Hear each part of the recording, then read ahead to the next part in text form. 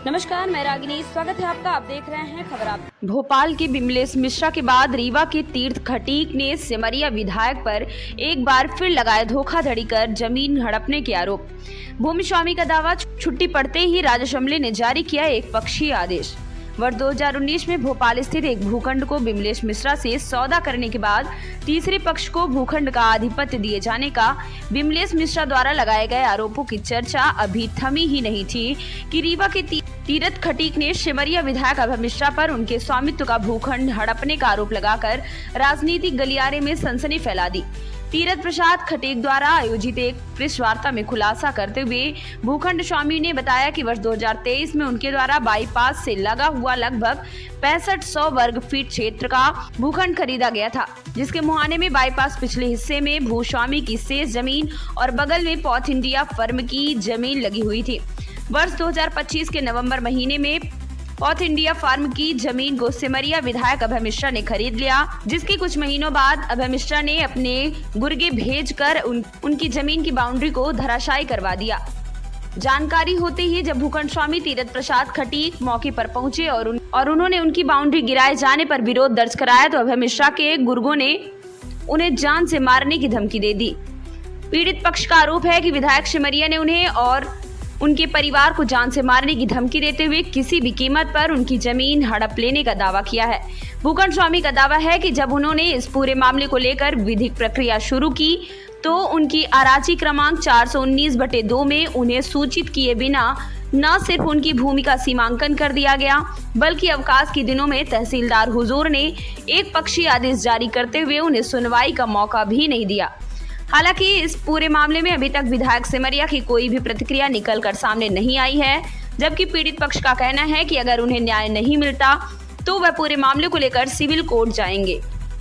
मैं तीरथ प्रसाद खटीक, आप लोगों से, पत्रकार भाइयों से, सभी से निवेदन है कि जो अभय मिश्रा जी हमारे ज़मीन में कब्जा कर रहे हैं उससे निजात दिलाएं और ये ज़मीन हम 2023 में ईदु निसा उनके पुत्र शकील भाई से लिए थे और उसकी बाउंड्री की हुई थी और उसके बगल में पार्थ वालों की ज़मीन है, उनकी भी बाउंड्री हमारे ज़मीन के बगल से की हुई थी।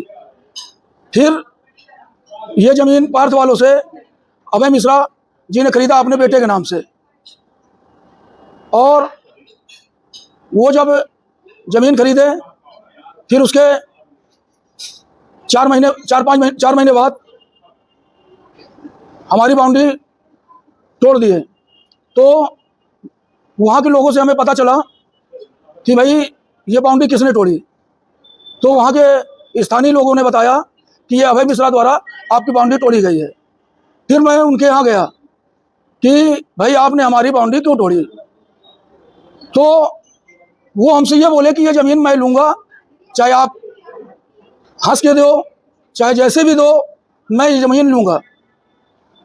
और फिर इसके बाद हम सीमांकन के लिए एप्लीकेशन लगाए। हमारा सीमांकन अभी आज तक नहीं हुआ और उनका सीमांकन और नक्शा तब्दील क्या 15 दिन के अंदर हो गया। भाई हमारा अभी तक नहीं हुआ है और उनका 15 दिन के अंदर हो गया। राजस्व विभाग इतना फास्ट हो गया। ये ज़मीन कहाँ पे है, कितनी है? ये ज़मीन 15 डिसमिल यानी 65-6600 स्क्वायर फीट है और अटरिया करैया बाईपास में है। ये आपने कब ज़मीन खरीदी और अभय मिश्रा जी ने कब खरीदी? ये ज़मीन हम 2023 में खरीदे हैं और अभय मिश्रा जी ने 5-6 महीने पहले खरीदे हैं। जब आपने ये भूमि की रजिस्ट्री करवाई तो उस समय आपकी चौहद्दी में कौन कौन? हमारे चौहद्दी में ये पार्थ वाले और पीछे क्या नाम भाई साहब उनका, नाम ठीक से ना बता पाएंगे, और सामने बाईपास है। मतलब आपके मुहाने में बाईपास था और बगल में आपके पार्थ इंडिया की जमीन थी। जी, और जिनसे हमने ज़मीन खरीदी है, तो जब हम उनकी पुरानी रजिस्ट्री देखे हैं तो उनकी पुरानी रजिस्ट्री में ये क्या बोलते हैं, ईदु निसा जी की ज़मीन है। ईदु निसा जी के बगल में पार्थ वालों की ज़मीन है, यानी पार्थ वालों की ज़मीन के बगल में ईदु निसा की ज़मीन दर्शाई जा रही है। हमने पुराना भी इसका खोज किया और ईदुन्निसा जी जो है सन 1980 से मिली हैं। ये उनकी पुरानी जमीन है। मतलब जो आपके पूर्व स्वामी थे उनसे आपने जमीन ली वर्ष 2023 में? जी 2023 में ली है।